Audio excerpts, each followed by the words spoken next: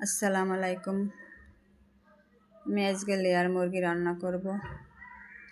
Layer মুরগি রান্না করার জন্য পেঁয়াজটা আমি একটু ভাজি করে নিছি। তার ভিতরে আদা বাটা, রসুন বাটা, জিরে বাটা আর শুকনো মরিচ বাটা দিয়ে ভালো করে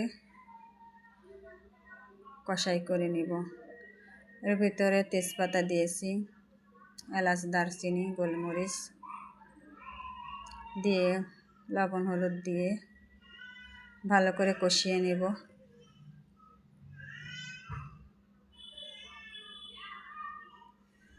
রান্না কম বেশি আমরা সবাই পারি, নতুন করে আর কি বলবো। মশলাটা যত কষানো ভালো হয় তরকারিটা খেতেও তত বেশি মজা হয়।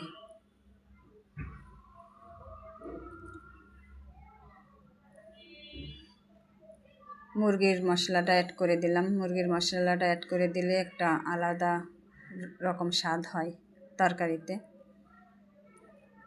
তো মুরগির মশলাটা অ্যাড করে দিয়ে আমি আর কিছুক্ষণ নেড়ে চেড়ে একটু পানি দিয়ে দেব। মশলাটাকে একটু কষিয়ে নেব পানি দিয়ে। কষানো হয়ে গেলে আমি এর ভিতর মুরগির যে মাংসটা আছে ওটা দিয়ে দিব।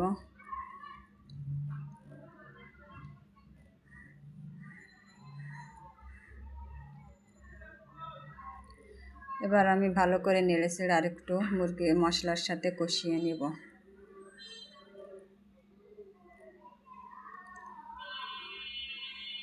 কষানো হয়ে গেলে আমি পানি দিয়ে দেব এতে পরিমাণ মতো। যেহেতু লেয়ার মুরগি অনেক শক্ত থাকে, এর জন্য পানি দিয়ে কিছুক্ষণ আস্তে আস্তে রান্না করব। আর এর ভিতরে আমি কিছু রসুন দিয়ে দিলাম। গোশের সাথে রসুনটা খেতে আমার ভালো লাগে, এর জন্য যে কোনো সময় মাংস রান্না করলে রসুনটা আমি দিই।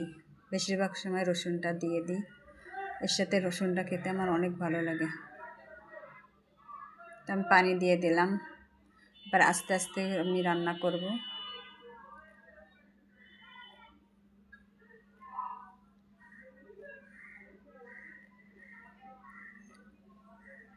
কিছু আলু দিয়ে দিলাম। গোশের সাথে আলু দিলেও কিন্তু আলু খেতে ভালো লাগে।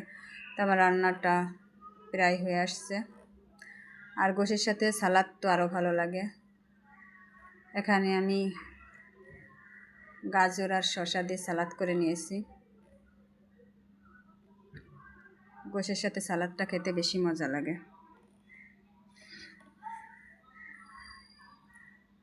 তো আমি এখন খেতে বসবো।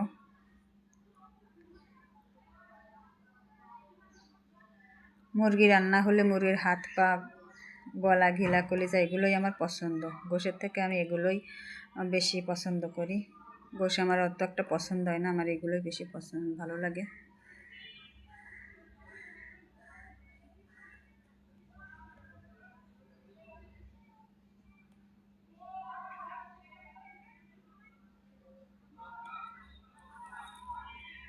আমি ঝোলটা পছন্দ করি, এর জন্য বেশি করে ঝোল নিয়ে নিলাম।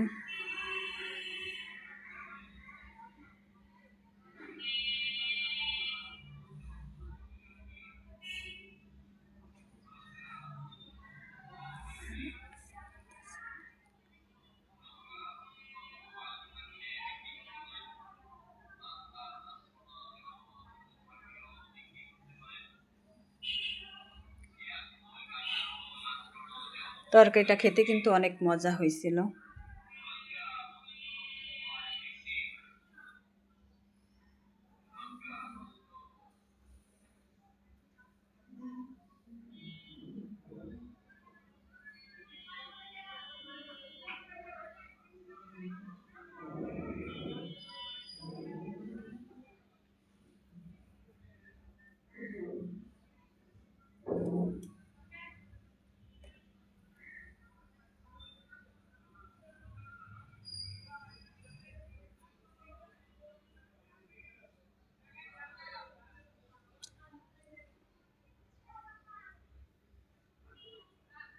রসুনটাও অনেক ভালো সিদ্ধ হয়ে গেছিল, খেতেও মজা হয়েছিল। রসুনটাও মশলা একদম রসুনের ভিতর ঢুকে গেছিল।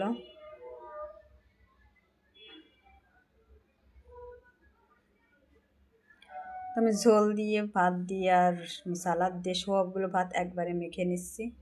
এভাবে খেতে আমার কাছে ভালো লাগে। আমি একবারে সব ভাত মেখে নিচ্ছি।